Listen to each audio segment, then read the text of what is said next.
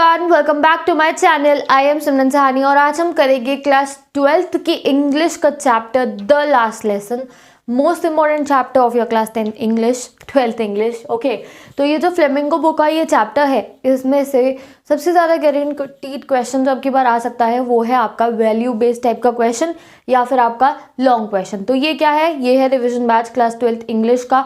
आपको पता है मैंने क्लास 12th की जो इंग्लिश है पूरी पढ़ा दी अपने चैनल पे। मेरा नाम है सिमरन सहानी। डिस्क्रिप्शन बॉक्स में सारी ही वीडियोस का मैंने लिंक दिया है, लास्ट लेसन, लॉ स्प्रिंग से लेके जो जो चैप्टर्स आपके एग्जाम में आने वाले हैं उनकी डिटेल्ड एक्सप्लेनेशन वीडियो। तो जाके पहले चैप्टर पढ़ लो। 5 से 6 दिन में तुम मेरी वीडियोस से पढ़ के मेरे रिवीजन बैच को अटेंड करके अपना फुल इंग्लिश का सिलेबस कंप्लीट कर सकते हो।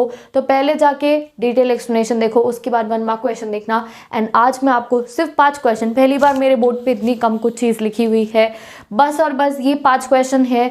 इसके अलावा कुछ मत पढ़ना लास्ट लेसन चैप्टर में से। और इन 5 में से भी तुम्हें टेक्निकली 3 को लर्न करना है। आखिरी के 2 है वैल्यू बेस्ड क्वेश्चन जो तुम्हें खुद बना के लिखने होते हैं, उसके वैल्यू पॉइंट्स मैं तुम्हें दे दूंगी। बिकॉज गाइज अब की बार तुम्हें तो value based question plus long answer series आज से ऑन हो गई है।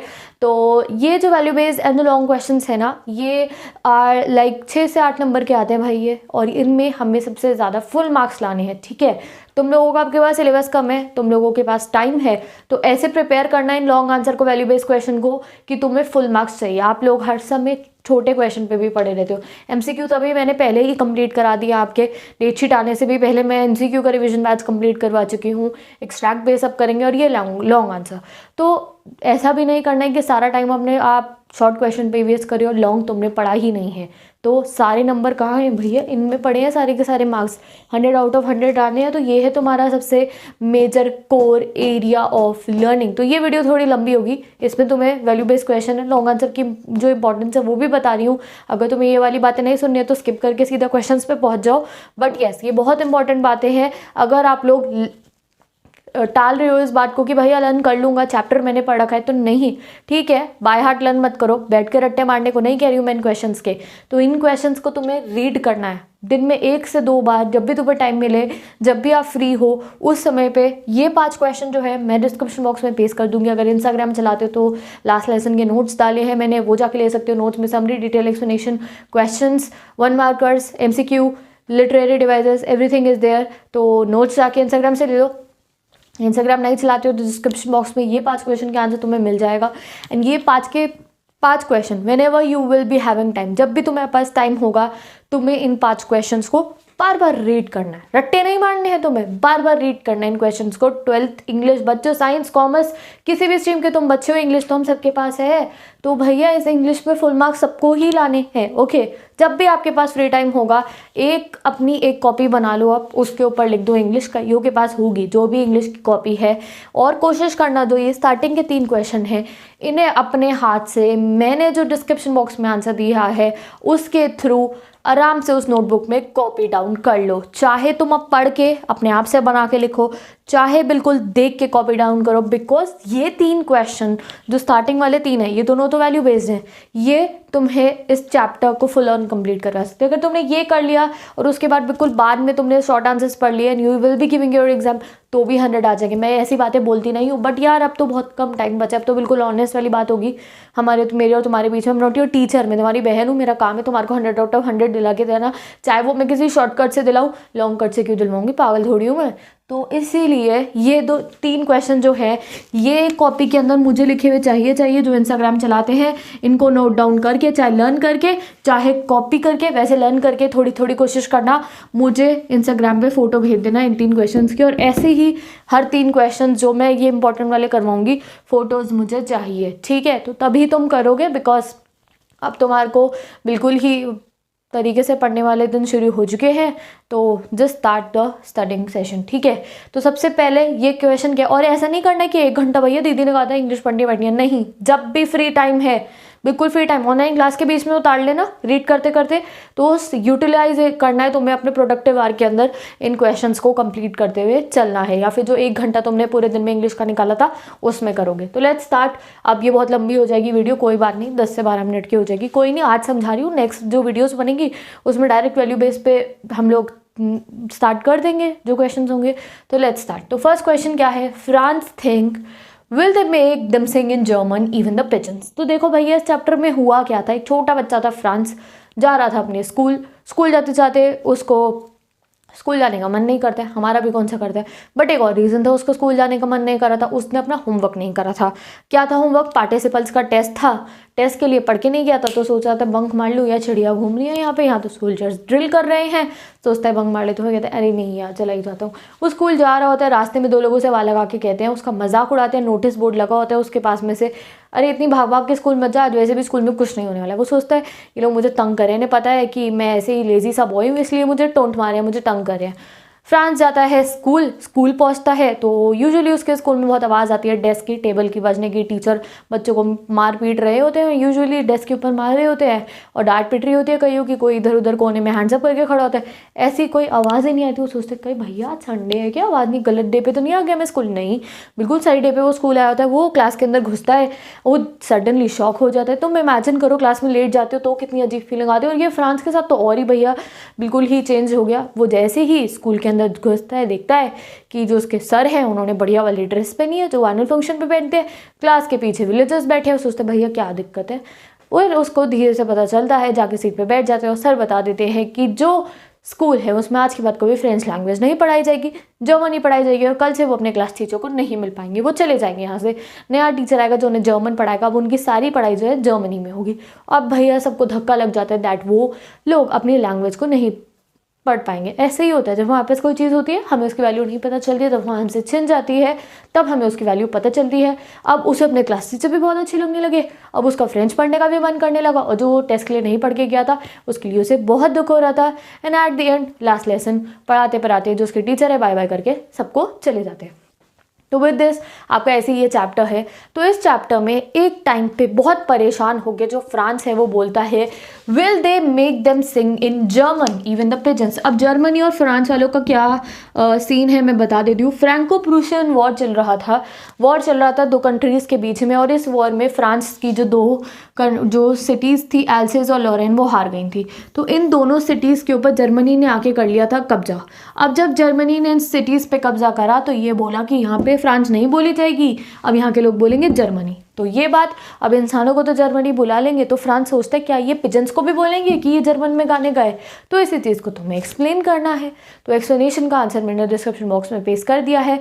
You have to write that, पहले पूरा सिनारियो समझाना है कि ऐसा हुआ क्या है। तो फ्रैंको प्रूशियन वॉर के बारे में भी बताओगे, फिर तुम ये भी बताओगे कि फ्रांस परेशान क्यों है, बिकॉज उससे एनलाइटनमेंट हो गया कि भैया मेरी लैंग्वेज मुझसे छिन रही, और फ्रस्ट्रेट होकर उसने ये बात बोली क्या वो लोग पिजन को भी जर्मनी में बुलवाएंगे।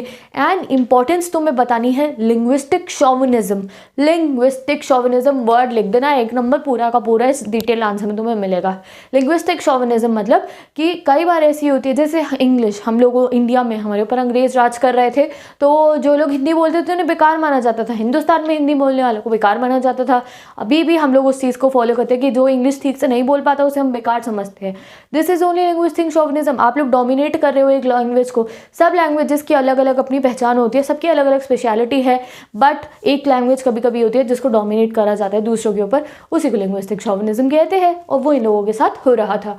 तो इसलिए उसने बोला कि भैया अब ये पिजन को भी बोलेंगे क्या जर्मनी में गाने गाओ। तो विद दिस आपका ये क्वेश्चन जो है मैंने आपको एक्सप्लेन कर दिया, आंसर गिवन है, लर्न कर लेना। Next question, what changes do you find in the school when order came from Berlin. अब भैया बहुत सारे चेंजेस स्कूल में बर्लिन से ऑर्डर जब आया तो उसके बाद मिले थे। चैप्टर डिटेल एक्सप्लेनेशन में पढ़ा रखा है, जाके पढ़ लो, वीडियो की लिमिट ज़्यादा लंबी नहीं होनी चाहिए। तो आंसर गिवन है डिस्क्रिप्शन बॉक्स में, the people in this story suddenly realize how much pressures is their language to them, why does this happen. तो ये दोनों ही आंसर तुम्हें डिस्क्रिप्शन बॉक्स में मिल जाएंगे। दोनों ही आंसर में you have to explain what were the changes that happened in the school. जब बच्चे पहले इग्नोर करते थे, सर भी अच्छे नहीं लगते थे, सर का पढ़ाया हुआ भी अच्छा नहीं लगता था, बट जो लास्ट डे पे थे सर भी थे, जो एम हैमल थे वो भी अपना 100% दे रहे थे, और जो बच्चे थे और जो विलेजर्स थे, बच्चे और विलेजर्स थे वो भी अपना 100% दे रहे थे। ठीक है, तो ये आंसर्स आपको जो आपका डिस्क्रिप्शन बॉक्स है मेरा उसमें मिल जाएंगे। So you just have to learn it. अब हम आते हैं अपने मोस्ट इंपॉर्टेंट जो आपके वैल्यू बेस्ड क्वेश्चन है उनके ऊपर। तो the first question is, do you think that modern Indian youth in their craze of aping western culture are ignoring Indian culture, how can we protect it. तो सीधा साधा निशाना हमारे ऊपर साधा जा रहा है दैट हम जो अभी ये नए ज़माने के बच्चे हैं, यूथ है, क्या हम अपनी जो वेस्टर्न कल्चर्स को फॉलो करने के चक्कर में इंडियन वैल्यूज़ को भूल रहे हैं। तो yes, it is kind of right only. हमारे कपड़ों से लेकर हमारे स्पीकिंग स्टाइल को लेकर हम इंग्लिश स्लैंग्स को यूज़ करते हैं। इनफैक्ट जब हम चैटिंग करते हैं या लिखते हैं तो वी प्रेफर इंग्लिश। हम हिंदी में हाँ नहीं लिखना चाहते, ह आका डंडा और ऊपर चंद्रबिंदु, हम लिखते हैं एच ए हाँ, ठीक है। तो ये चीज़ें हम बिल्कुल ही बहुत ज़्यादा वेस्टर्न कल्चर में मिक्सअप होते जा रहे हैं। शोज़ हमें देखने हैं नेटफ्लिक्स के, एंड ये सब बातों को आपको मेंशन करना है that yes we are forgetting our Indian values. सुबह उठकर पहले बच्चे जो होते थे झुककर पूरे अपने पेरेंट्स को ऐसे 2 पैरों को छूकर प्रणाम करते थे, बट अब क्या है, अब तो ये सब वैल्यूज़ को हम भूलते जा रहे हैं। तो ये जो है आपको ये सब आंसर्स में आप मेंशन कर सकते हो, इसलिए मैं तुम्हें बता रही हूँ। थोड़ा बहुत डिस्क्रिप्शन बॉक्स में गिवन है वैल्यू पॉइंट्स। तो ये सब क्वेश्चंस बच्चों को अपने आप से बना के लिखने होते हैं। तो I am giving you the core ideas that you can mention in this question. Important question है ये, इसलिए आपको बताया। यहाँ पे वैल्यू बेस्ड में आएंगे आपको, जितना इनोवेटिव आप अपना वैल्यू बेस्ड क्वेश्चन लिखोगे उतना तुम लोगों के लिए अच्छा होगा। Now you also have to write how can we protect it. तो प्रोटेक्शन के लिए you have to like you can mention that ऐसे टीवी शोज़ बनने चाहिए जो इंडियन कल्चर को प्रमोट करें, उनमें भी वेस्टर्निज्म नहीं दिखाना चाहिए। नेक्स्ट इज़ दैट जो स्कूल्स है वहाँ पे प्रमोट करी जानी चाहिए, इंडियन वैल्यूज़ सिखाया जाना चाहिए। And even the parents they should not, अगर पेरेंट्स ही फॉलो करेंगे वेस्टर्न कल्चर को तो बच्चे भी करेंगे। तो ये चेंजेस लाने सोसाइटी में ज़रूरी है। तो ये हमारे ऊपर सीधा साधा निशाने वाला क्वेश्चन था, आंसर मैंने आपको बता दिया है।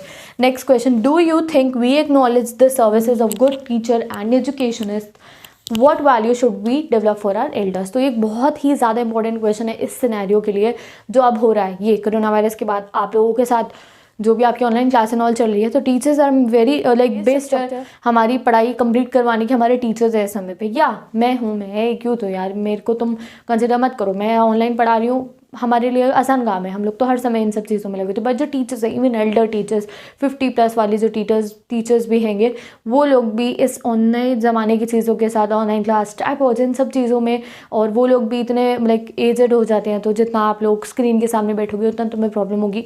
कॉपीज़ वो लोग चेक कर रहे हैं नेट पे, और वो स्क्रीन्स पे कॉपीज़ चेक कर रहे हैं, आप लोग फ़ोटोज़ भेज रहे हो वो चेक कर रहे हैं, उनके आइज़ को भी इफेक्ट कर रहा है, आपके आइज़ को भी इफेक्ट कर रहा है। तो इस न्यू एजुकेशन सिस्टम के साथ हमारे सारे टीचर्स ने अडाप्ट करा है, वो हमें ऑनलाइन मोड पे पढ़ाने की कोशिश कर रहे हैं। और दो जब ऑनलाइन में नहीं था तब भी जो टीचर्स है वो सब हमारे लिए बहुत कुछ करते हैं। तो ये आपको इस आंसर के अंदर सब कुछ मेंशन करना पड़ेगा। वैल्यू पॉइंट्स मैंने बता दिया। तो this is a very important question, बहुत इंपॉर्टेंट है। इस साल के बोर्ड वाले स्टूडेंट आ गया तो you will definitely thank me that yes दीदी ने ये क्वेश्चन करा दिया था। What value should we develop our elder. तो यही है कि हमें अपने टीचर्स की रिस्पेक्ट करनी चाहिए, ऑल दैट। तो वैल्यू पॉइंट्स बाकी के गिवन है, you can definitely write those in your answer. So ये 5 के 5 क्वेश्चन आज ही निपट जाने चाहिए। फोटोज भेज देना इंस्टाग्राम पे, I will be waiting. So with this I am ending today's video. ऐसे ही हम सारे चैप्टर्स का revision kind of and value based and questions कर लेंगे। ये अगर आपने स्टार्टिंग के 3 क्वेश्चन कर लिए तो almost short MCQ everything is prepared, और ये वैल्यू बेस्ड क्वेश्चन बहुत इंपॉर्टेंट है, इनको कर लेना। So let's end the video. And if you want कि मैं जल्दी से सारे चैप्टर्स का, भी ये इंग्लिश का फर्स्ट चैप्टर है, ऐसे ही सारे चैप्टर्स का explanation plus important question complete करवा दूँ जल्दी से, तो do share this video with all your classmates, because अभी 10th English and all that everything is there lined up, echo is there. तो please show me the good response. मुझे लगेगा हाँ यार तुम्हें जल्दी से क्वेश्चन आंसर्स की जरूरत है, तो मैं जल्दी से ये वाली सीरीज को एंड कर दूंगी। तो do share this video with all your classmates and don't forget to subscribe to my channel अगर अभी तक नहीं करा है तो। अब मिलूंगी नेक्स्ट वीडियो में जिसमें लॉ स्प्रिंग का ऐसे ही हम पूरा का पूरा रिविजन प्लस इंपॉर्टेंट क्वेश्चंस करेंगे। So bye, take care, don't forget to share this video once again and bye bye and take care.